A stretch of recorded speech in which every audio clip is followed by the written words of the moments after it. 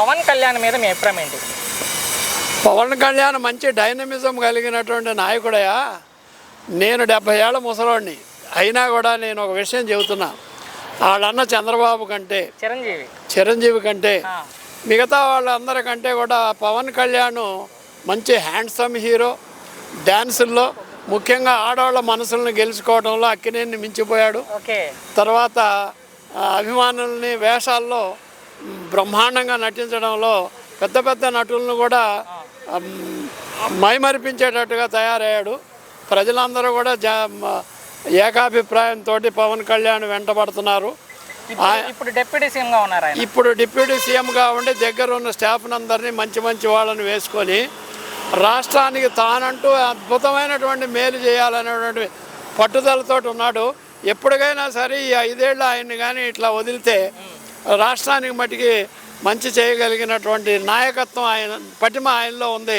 చంద్రబాబుని నమ్మి ముందుకెళ్తున్నాడు. అంతకన్నా కావాల్సింది ఏమీ లేదు.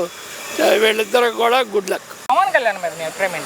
పవన్ కళ్యాణ్ మా గిరిజన ప్రాంతాల్లో రోడ్లు చాలా డెవలప్ చేస్తున్నారండి.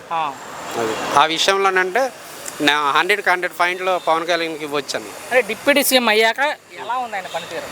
ఇంకా బాగుందన్న.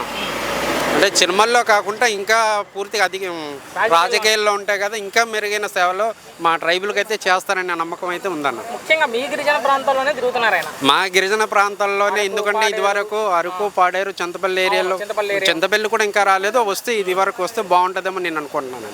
రోడ్లు వేస్తున్నారు,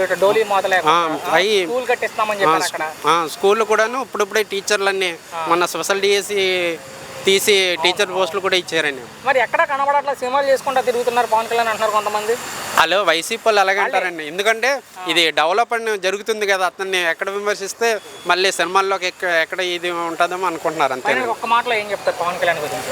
పవన్ కళ్యాణ్ ఇప్పుడు చంద్రబాబు నాయుడు అంటే అతని ఒక రాజకీయ అనుభవాన్ని నేర్చుకొని రాబోయే తరంలో సీఎం అవ్వడానికి మంచి పట్టు సాధిస్తున్నారు అనుకుంటున్నాను.